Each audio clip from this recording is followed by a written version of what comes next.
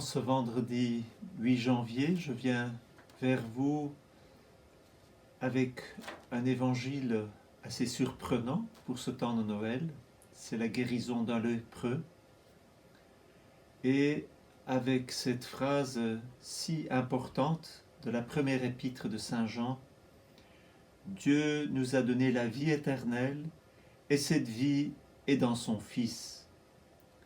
Celui qui a le Fils possède la vie, celui qui n'a pas le Fils ne possède pas la vie. Alors je vous propose une méditation assez libre par rapport à cet évangile de la guérison du lépreux. Et je vous invite encore à contempler le mystère de la crèche, à contempler le mystère de Jésus, le Verbe fait chair. Alors, avançons-nous avec Marie, avec Joseph, et regardons l'enfant Jésus. L'enfant Jésus qui naît. Quelle a été cette rencontre de Marie, de Joseph, avec Jésus? Il savait très bien qu'il était Dieu, qu'il était le Fils de Dieu et qu'il était Dieu. Quelle a dû être cette rencontre du regard de Marie à l'égard de Jésus, le regard de Joseph à l'égard de Jésus? Nous pourrions aussi se poser la question, quel était ce regard que les bergers ont posé sur Jésus? Quel est ce regard que les mages, plus tard, ont posé sur Jésus? Contemplons ce regard, la face de Jésus, celui que Marie et Joseph avaient attendu. Mais contemplons aussi cette joie de Jésus d'avoir Marie, d'avoir Joseph, d'avoir les bergers, d'avoir les mages. C'est tellement grand tout ce qui se passe autour du nouveau-né, autour du regard du nouveau-né, autour de la face du nouveau-né. On peut entendre cette parole de Jean qui dit « Qui me voit, voit le Père ». Jésus, il est l'envoyé du Père, et quand nous regardons, quand nous contemplons la face de Jésus, nous contemplons le mystère du Père. Et c'est là que l'évangile du lépreux peut nous interpeller. Dans notre vie contemplative, dans notre lien avec Jésus, nous pouvons quelquefois avoir cette pureté du regard et contempler le visage de Dieu. Il nous arrive aussi de nous découvrir tellement pécheurs, et c'est vrai, nous sommes pécheurs, et que notre regard n'est pas toujours limpide. Nous n'avons pas toujours cette simplicité du regard. Nous semblons souvent plus comme des lépreux, chargés de nos péchés, indignes de contempler Jésus. Et pourtant, le mystère de Noël nous invite, avec notre péché, à nous approcher de Jésus, comme les bergers, comme les mages, comme Joseph, comme Marie. Nous sommes invités à recevoir cette parole. Dieu nous a donné la vie éternelle et cette vie est dans son Fils. Celui qui a le Fils possède la vie, celui qui n'a pas le Fils ne possède pas la vie. Alors, trouvons des moments pour regarder Jésus, pour contempler Jésus. Et en cela, le Saint-Sacrement peut être une très grande occasion de rencontrer la face de Jésus, de rencontrer la face du Père. Il faut s'accoutumer à regarder. Il faut s'accoutumer à regarder le regard de celui qui est tout pur et celui qui rencontre son petit lépreux qui le regarde. Jésus, c'est celui qui vient nous regarder, c'est celui qui vient nous purifier. C'est celui qui vient nous laver de nos péchés. Pour cela, il nous faut apprendre à regarder Jésus, contempler Jésus. Regarder la face de Jésus, c'est regarder la personne de Jésus.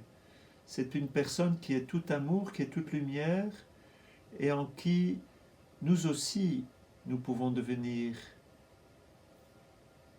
ou retrouver cette image que Dieu avait en nous créant, à son image, à sa ressemblance. Il nous faut nous accoutumer à le regarder pour que peu à peu, nous retrouvions cette image que Dieu avait en nous créant. Il nous a créés à son image, à sa ressemblance.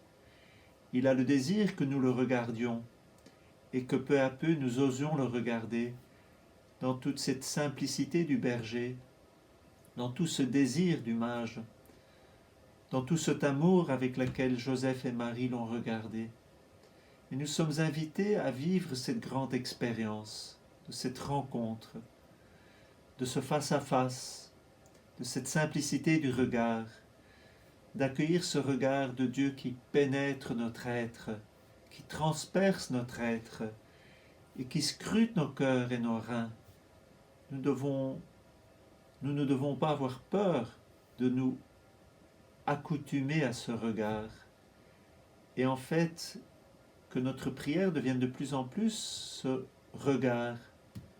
Souvent, la prière peut être définie comme un regard, comme un face-à-face, comme un échange amoureux de regards. Alors, certains peuvent avoir des difficultés à regarder Jésus parce qu'ils se sentent indignes. Et c'est vrai, nous ne le sommes pas, nous ne sommes pas dignes. Mais nous disons pendant la messe, Seigneur, je ne suis pas digne de te recevoir, mais dis seulement une parole, et mon âme sera sauvée et je serai guéri. Nous devons et nous pouvons apprendre à regarder Jésus. Et lui, il nous rend dignes, puisque il nous lave de nos péchés. Mais surtout, il nous donne aussi une juste image de ce que nous sommes. Il n'est pas juste de dire que nous ne sommes pas dignes de le regarder, puisque nous sommes rendus dignes par notre baptême. Et si nous ne sommes pas encore baptisés, et nous avons le désir de l'être, nous sommes rendus dignes de regarder Jésus. Nous sommes créés à son image, à sa ressemblance, et lui, il a le désir de nous rencontrer dans cette image qu'il avait en nous créant. C'est là que nous sommes vrais.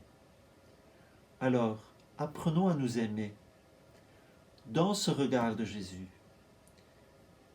Apprenons à nous regarder dans le regard du Saint-Sacrement, dans le regard de Jésus.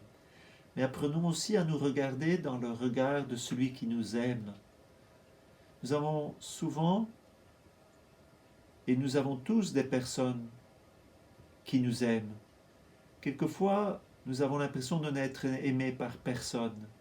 Et souvent, c'est notre regard qui est blessé et nous n'osons pas nous laisser regarder par celui qui nous aime. Alors, rentrons dans cette grande école du regard de Jésus, lépreux comme nous sommes, mais aimés. J'ai fait l'expérience de vivre avec des lépreux quand j'ai été faire un stage en République démocratique du Congo, dans l'ex-Zaïre. J'ai travaillé avec des lépreux. Une expérience immémorable, mais ce qui me semblait tellement fort pour eux, c'est qu'ils vivaient une vie séparée, ils étaient isolés. Et c'est avec honte qu'ils s'approchaient. Mais nous n'avons pas à nous approcher avec honte les uns des autres, ni de Dieu. Puisque Dieu nous a rachetés par amour, il a posé sa main sur nous, il nous a donné son esprit. Il veut que nous revenions vers lui, en toute simplicité, en toute limpidité, comme les bergers, comme les mages, comme Joseph, comme Marie. Alors, prions les uns pour les autres pour accueillir ce regard de Dieu, ce regard qui est lumineux, ce regard qui est amour, ce regard qui est sagesse, pour que nous aussi, nous ayons un regard de sagesse et que nous puissions contempler la face de Dieu. Et cette face, on la contemple dans nos cœurs. Et ainsi, la contemplation du Saint-Sacrement peut être une grande aide pour entrer dans ce regard tout simple, qui est un regard qui nous transperce, qui nous pénètre, mais qui est le regard de Dieu qui nous aime et dans lequel il est bon de se reposer. À demain.